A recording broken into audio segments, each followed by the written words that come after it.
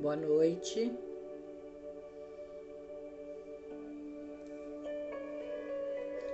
Boa noite. Bem-vindos a mais um Evangelho no Lar do Grupo Socorrista Seara da Paz. Vou baixar aqui um pouquinho o som para falar um pouco com vocês.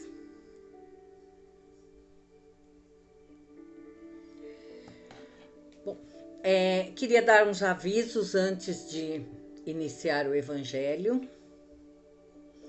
Primeiro que nós estamos aí com os nossos trabalhos através das redes sociais, toda semana, né?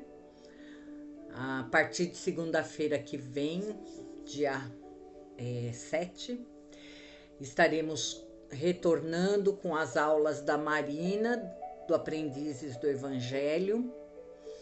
Depois a gente vai disponibilizar através das redes sociais mesmo o link para quem estiver interessado em assistir.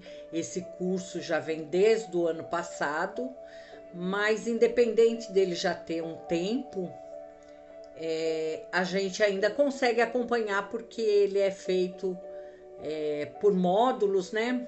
E de itens do Evangelho. Então, a gente acaba tendo condição de acompanhar, mesmo não tendo assistido todas as outras aulas, ok?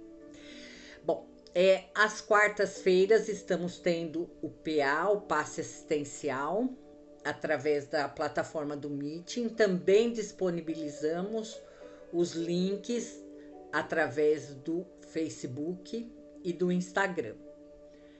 É sempre bom verificar lá, tá? Porque muitas vezes a gente muda o link por necessidade. Então, por favor, sempre procurem através do Facebook ou do Instagram, que lá vai estar o link correto do dia, tá? Isso tanto às 14 horas como às 20 horas. Então, na quarta temos os dois trabalhos. Na quinta, nós retornamos aos trabalhos presenciais, tá? De passe. Então, na quinta, às 14 horas e às quintas-feiras, às 20 horas, também estamos tendo o passe presencial lá na nossa casa. O endereço está disposto também nas nossas redes sociais, tá? E às 20 horas temos esse Evangelho no Lar. Para quem não tem, ou não está próximo, ou não tem condição de comparecer, a gente disponibiliza esse Evangelho no Lar, que é muito importante. Aos sábados, continuamos com os nossos trabalhos de assistência espiritual aos animais, às 15 horas, tá? Então, continuamos não só nossos trabalhos online, mas também estamos agora atendendo às quintas-feiras presencial, às 14 e às 20, ok? Podem buscar, ainda dá tempo, falta um minutinho, mas ainda dá tempo, né? De pegar sua aguinha para ser fluidificada durante o passe. Então, dá tempo aí de dar uma corrida, pegar água para você, para as pessoas da casa, né, da família que estejam assistindo, ou mesmo que não estejam assistindo, mas que podem tomar depois sua água fluidificada. Ok? Vamos esperar mais um. Bom, agora deu as 20 horas, vamos então começar nossa preparação, elevando os nossos pensamentos a Deus, nosso Pai. Vamos nos ligando aos nossos mentores, ao mentor da casa, José de Arimateia, a Dona Norma, fundadora material da casa, que agora se encontra na pátria espiritual nos auxiliando.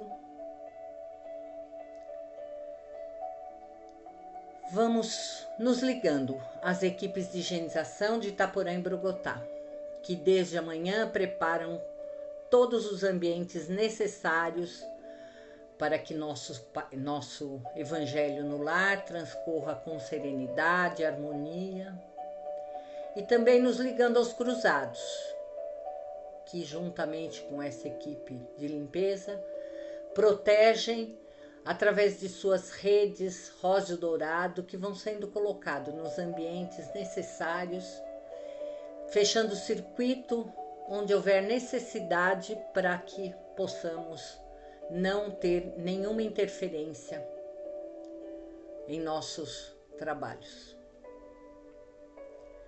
Vamos nos ligando agora ao Dr. Bezerra de Menezes, a corrente dos humildes, ao Dr. Pasteur, médicos e socorristas anônimos do espaço. Vamos nos ligando às equipes do Evangelho, a Ricardo, venerável de todas as fraternidades que juntamente conosco estão participando desse trabalho. Vamos nos ligando a Ismael, mentor do nosso Brasil. Vamos pedindo licença a ele, entrando em seus salões dourados, nos revigorando, nos fortalecendo na luz desse ambiente. Vamos com ele até a Mãezinha Maria. Com ela, vamos pedindo proteção, amparo, e que ela nos leve até o Mestre Jesus. Aos pés desse Mestre, vamos nos colocando e depositando aí todas as nossas angústias, incertezas, pedindo a Ele que ilumine sempre nossa caminhada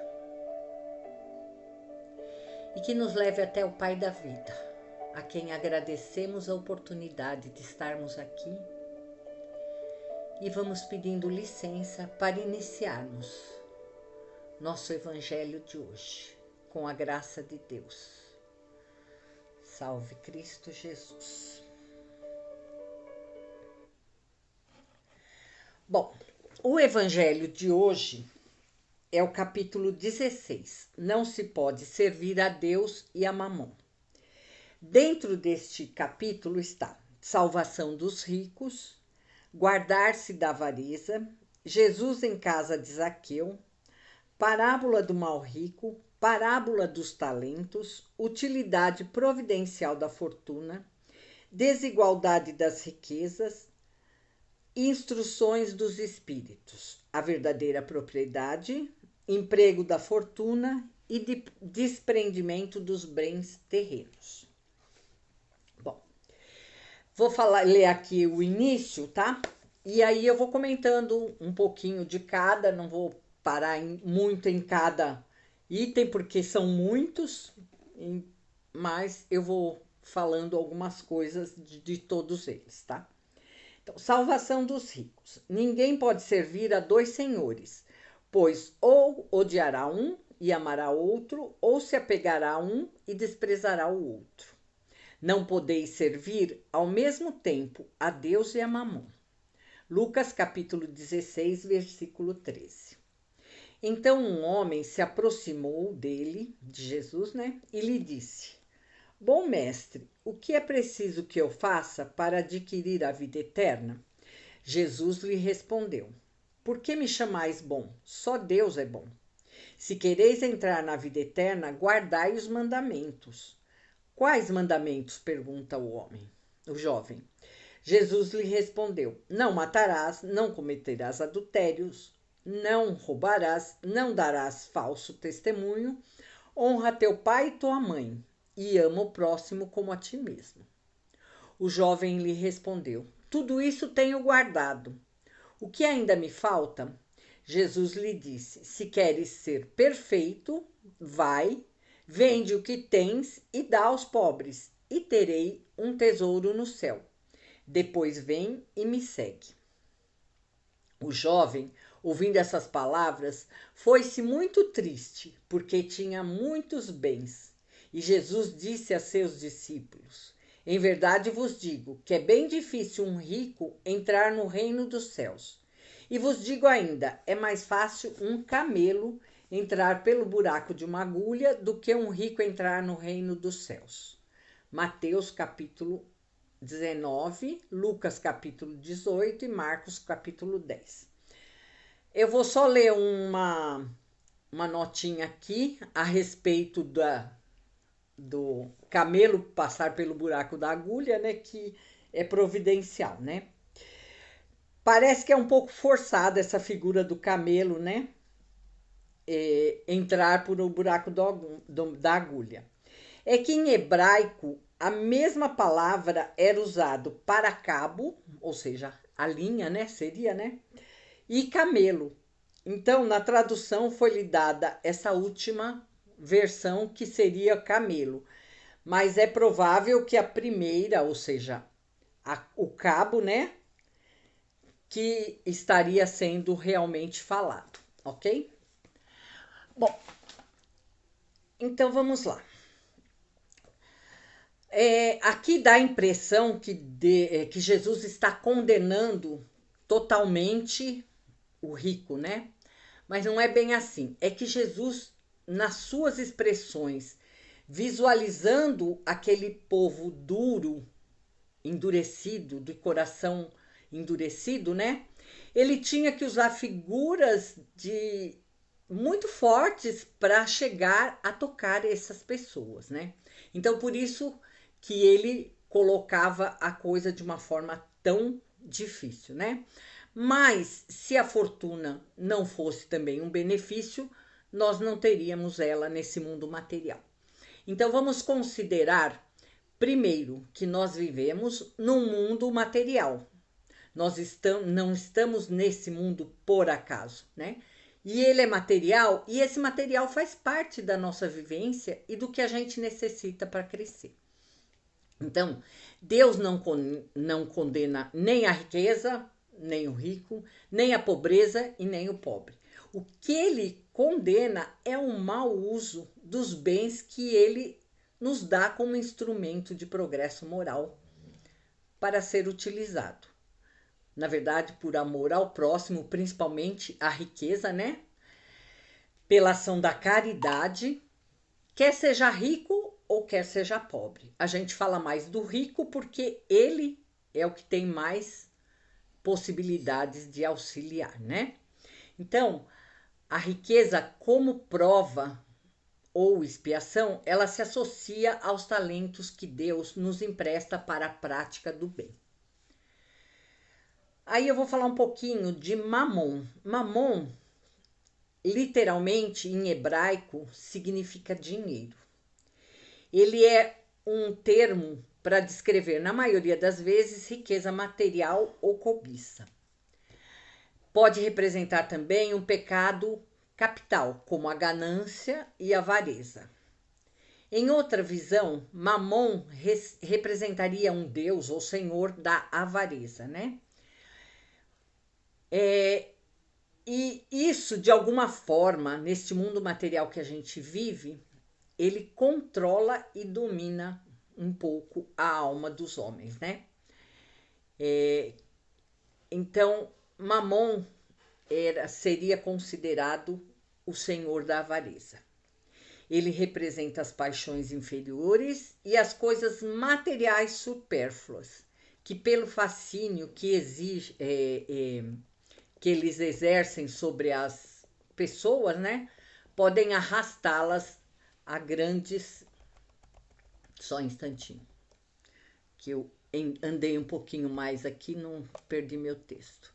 Que podem arrastá-las a grandes desarmonias espirituais e a quedas morais significativas, né?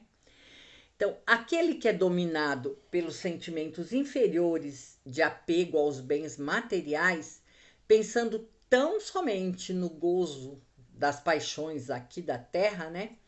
Precisa se libertar desse jugo que é essa paixão aí pelo material. Porque, na verdade, a gente vem aqui não é para ficar preso ao material, né?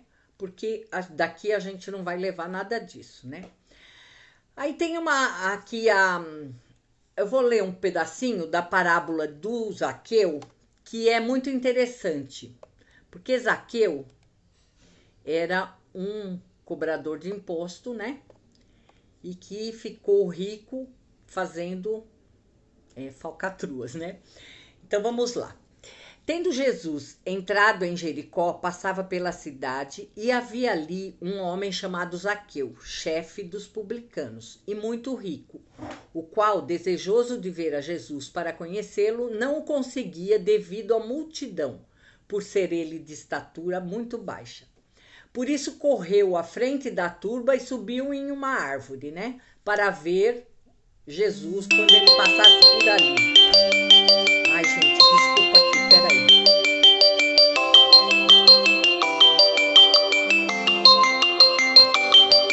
Ai, não tenho como desligar. Desculpa. Então, Zaqueu, chegando a essa árvore, subiu e esperou Jesus para passar.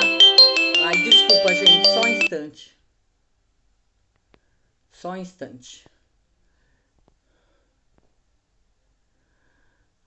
Hoje tá difícil, hein? Pronto, eu pus o não perturbe. Agora vamos lá. Então, Zaqueu chegou a esse lugar e Jesus veio, se dirigiu ao alto quando viu Zaqueu na árvore, né?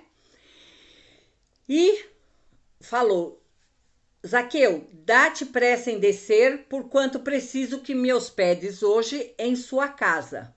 Zaqueu desceu imediatamente e o recebeu em sua casa jubiloso.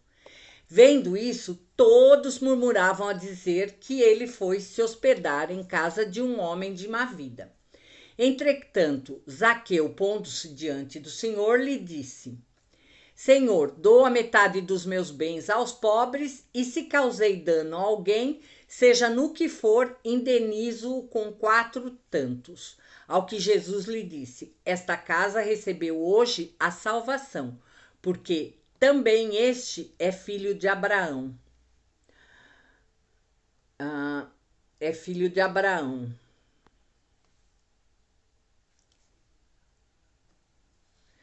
Desculpem, eu virei a câmera. É filho de Abraão, visto que o filho do homem veio para procurar e salvar o que estava perdido. Então, Zaqueu era conhecido como um avarento incorrigível, mas Jesus conseguiu identificar nele um rico de nobre coração, capaz de transformar a riqueza em trabalho e beneficência. Então, bastou Jesus falar com ele para que ele se dispusesse a distribuir o que ele tinha conseguido até ilicitamente, né? Então, embora ele fosse um arrecadador de impostos que enriquecera ilicitamente, as palavras do mestre encontraram ressonância em seu coração. Então, essa parábola traz luz ao ensinamento de que certas almas se entregam ao mal porque ainda não foram despertadas para o bem. Jesus aproveitava todas as circunstâncias para ensinar e encaminhar as pessoas para o bem. E o mesmo aconteceu com Zaqueu, né? Que a partir daquele instante teve sua existência transformada. A conversão de Zaqueu revestiu-se de suma importância, indicando que todo pecador pode regenerar-se.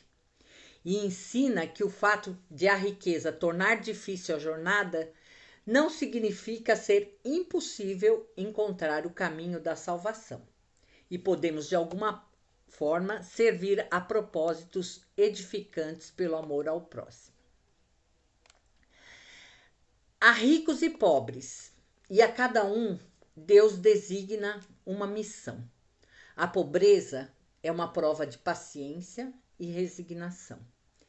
E a riqueza é a prova de caridade e abnegação.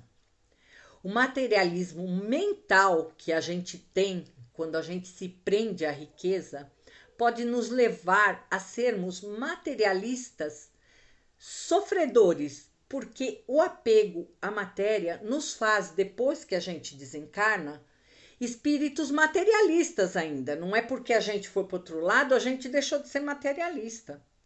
E a gente, do outro lado, tem até a possibilidade de fazer criações mentais, né? Então, após o desencarne, a gente não pode estar preso e nem ser presas da nossa própria avareza. E essa avareza não é nada mais do que o apego ao material. Os bens da terra pertencem a Deus e ele os distribui como achar melhor. A gente é só usufrutuário desses bens, ou seja, a gente recebe o que é necessário para o nosso aprendizado hoje, nessa nossa encarnação. Então, se a gente for considerar todas as encarnações que a gente teve, a gente já foi rico, já foi pobre, já foi escravo, já foi isso, já foi aquilo, né? Por quê? Porque a cada tempo a gente tem uma necessidade de crescimento e de elaboração do nosso espírito. Então, como isso é feito? Através das provas e expiações. Então, muitas vezes os bens materiais que temos ou não temos está ligado ao nosso aprendizado de vida, tá?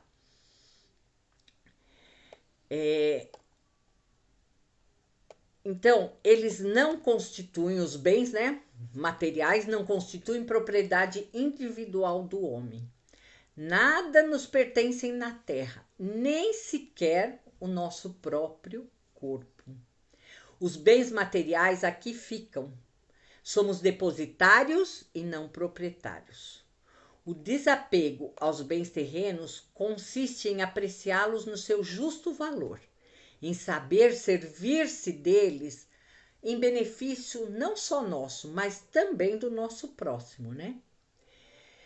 Em não sacrificar por causa desses bens os interesses da vida futura, ou seja, abrir mão do que é moralmente correto, né? Às vezes a gente abre mão disso só para ter um bem, um ganho um pouquinho maior material. E isso a gente não vai carregar com a gente, né? A gente precisa tomar posse dos talentos que Deus nos deu, né? Dos verdadeiros talentos que vieram conosco durante todos os nossos aprendizados aí de reencarnações e que a gente vem trazendo e que a gente tem que multiplicar. Esse capítulo aqui do Evangelho tem várias parábolas. Aconselho a todos lerem todas elas, porque todas elas têm um ensinamento muito próprio.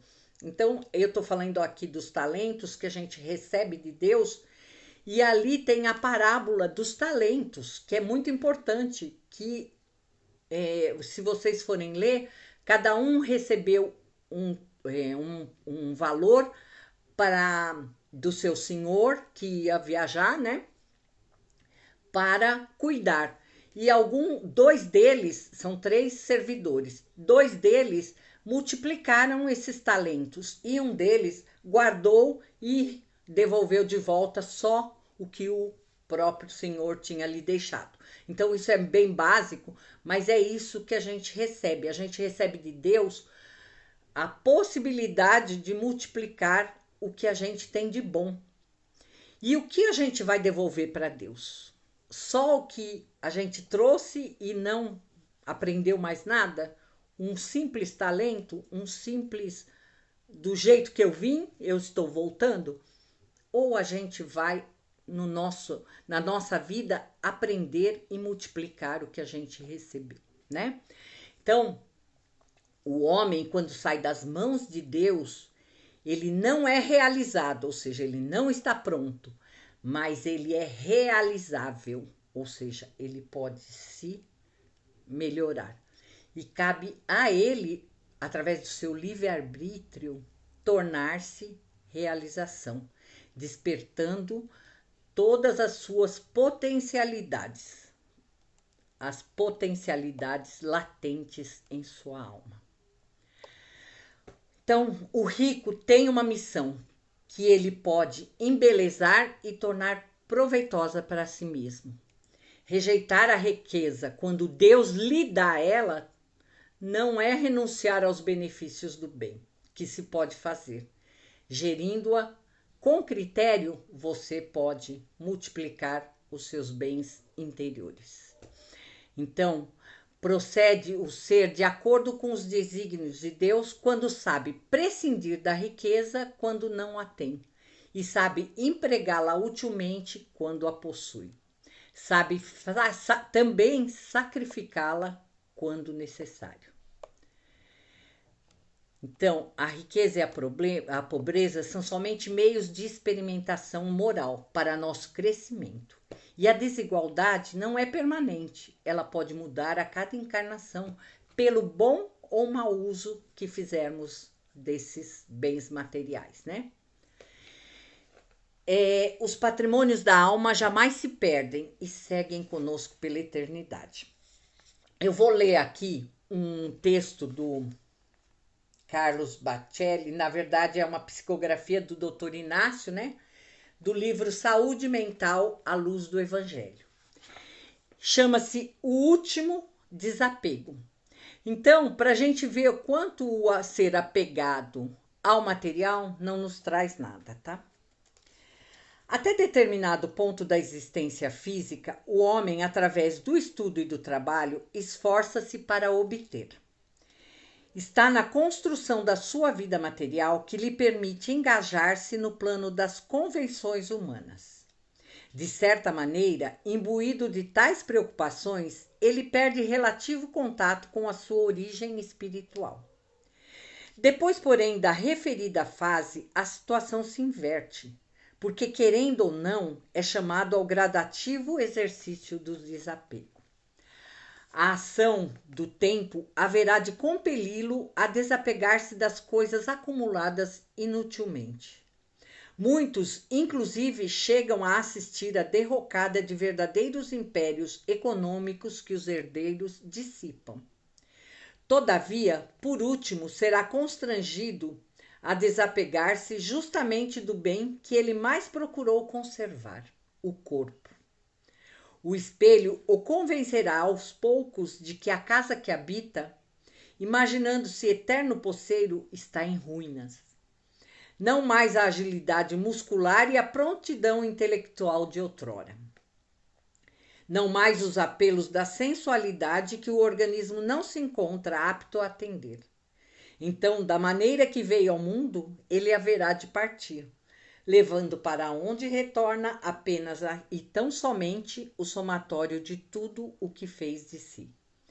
Porque não aceitam a realidade do crepúsculo da existência, muitos se deprimem e em vão se lamentam, pois a cada dia o abismo do túmulo com as claridades da vida imperecível lhe escancaram aos pés. Então, este é o último desapego, o corpo que a gente usa na encarnação e que nos foi dado para o nosso crescimento. Então, é isso. Não é problema ter ou não ter a parte financeira, a parte material, mas é o que se faz dela e o que fazemos para obtê-la. Então, fica aí uma reflexão e leiam as parábolas, porque são muito interessantes. Cada uma tem o seu ensinamento e são muito fáceis de entender. Então, leiam lá que vai ser muito bom. Então, vamos fazer agora nossa vibração, pedindo primeiro a essa espiritualidade que possa nos beneficiar, fluidificando a nossa água.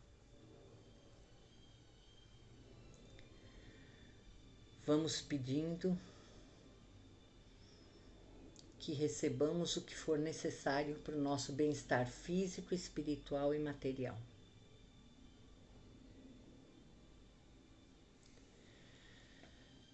Material, quando eu falo, é o nosso corpo. Vamos então, agora nos unindo num só pensamento, que vai se transformando numa luz, numa corrente de amor e vai inundando todo o nosso planeta, transmutando todas as energias ao seu redor por energias de amor, de harmonia, de paz. Que ela possa também ser transmutada por um verde curativo que vai beneficiando todos os necessitados de saúde por esse mundo. Vamos agora pedindo luz para todos os dirigentes mundiais,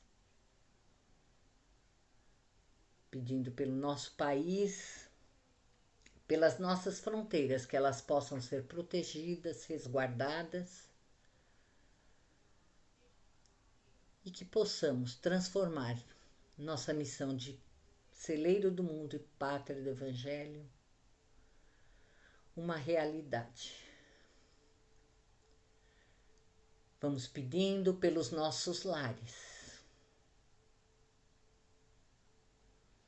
que cada canto e recanto da nossa casa seja iluminado, transformado em amor, harmonia,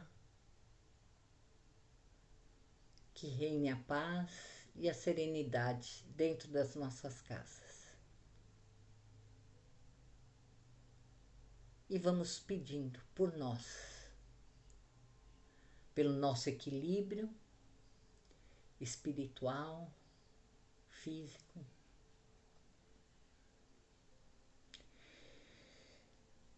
E vamos elevando agora os nossos pensamentos e fazendo aquele nosso pedido mais íntimo, do qual mais necessitamos.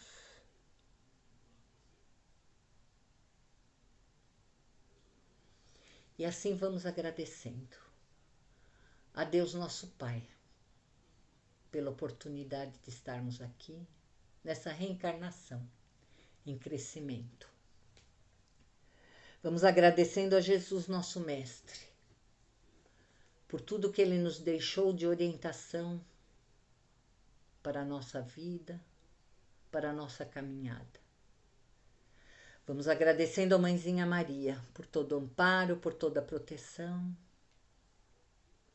Vamos agradecendo a Ismael, vibrando sempre com ele pelo nosso país. A todas as fraternidades e a Ricardo, pelo auxílio que nos deram, a Dr. Bezerra de Menezes e toda a sua corrente de médicos e socorristas do espaço. Vamos agradecendo a Dona Norma, a José de Arimateia, por abrir as portas desta bendita casa novamente para esse nosso trabalho de amor. E a Itaporã e Brogotá e aos cruzados pela proteção que eles nos deram em todo o nosso trabalho. E aos nossos mentores, pela incansável ajuda que eles nos dão na nossa caminhada por toda essa nossa encarnação. Vamos pedindo licença para encerrarmos nosso evangelho de hoje dizendo: Ave Maria, cheia de graça, o Senhor é convosco. Bendita sois vós entre as mulheres, bendito é o fruto do vosso ventre, Jesus. Santa Maria, Mãe de Jesus, rogai por nós, pecadores, agora e na hora de nossa passagem. Que assim seja, graças a Deus, salve Cristo Jesus. Uma boa noite a todos e até sábado com assistência espiritual aos animais às 15 horas. Até mais.